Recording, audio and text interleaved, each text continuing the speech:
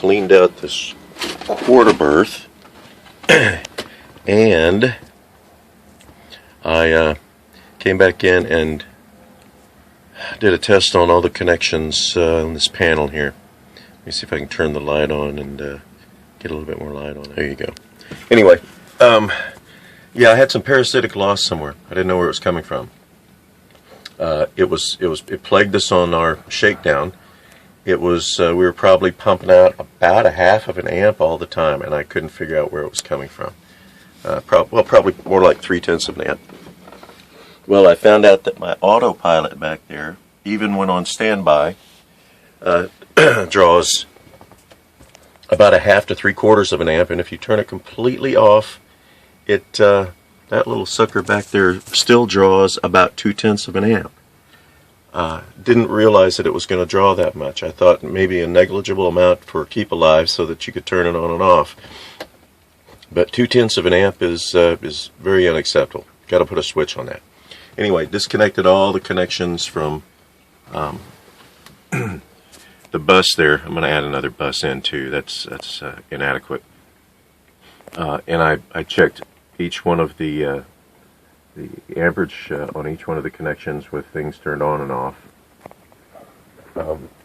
I drew up an amperage chart, a current chart, so that I could calculate every single current draw on the boat, from the running lights up in the front to the anchor light to everything, every one of the cabin lights individually, the LEDs, and there's three incandescents we have left. But I calculated the current draw for all those. I'll actually put a note in as to my findings on that, but it was surprising how much the LEDs save. It's just amazing. I've got them up here. This string here takes like about, what was it, 0.16 amps to light the whole thing, as opposed to about 1.1 amps if it were an incandescent bulb up in there. The cabinets, well, I've got all the cabinet doors on, got them all fitted. I stopped there. I didn't put the trim back on. And we're going to put a shelf or two in there. So that was that.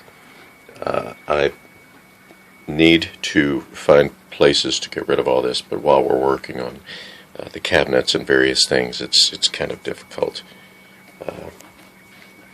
Anyway, the other quarter berth is full of stuff also. Unfortunately, well, from the shelving back, that's probably going to stay with a little bit more organization. This stuff will probably have to find a new home. One thing I did do with the inverter, this is all going to be enclosed, by the way. I've got to mount that meter and enclose all of this, which it will be. I remounted the battery charger, and I found out that it's a 2-battery charger, and one of the strings, it was or one of the lines coming out to charge one side of the batteries was not working.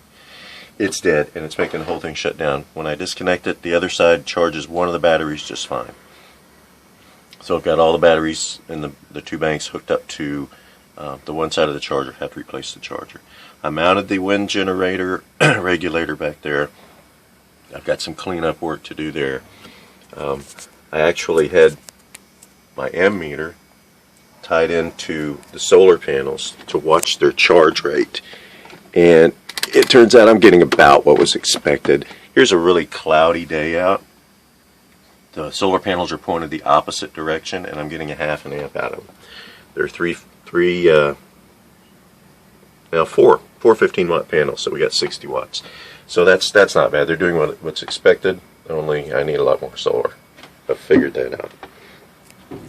Anyway, that's pretty much what we've done, what I've done this weekend. It's kind of a massive endeavor, calculating all the power for each of the bulbs and each of the fans and the refrigerator. Oh gosh, the refrigeration system. That was another interesting little find. It seems that the refrigeration system was drawing a lot more current than the manufacturer said. refrigeration system is spec'd out to draw 3.0 amps running after it starts up. It ended up drawing about 5 amps to start and about 4.2 while running. So it's a lot more than it was spec'd, a lot more than they told me it was going to run. So that has to be accounted for. And these are all values that I'll feed into my spreadsheet. I have a spreadsheet that calculates everything. I'll feed all these values into my spreadsheet, and I will find the reason why we came back in with dead batteries from our shakedown. Anyway, there you have what I've done so far, and we'll do a wrap up on this later.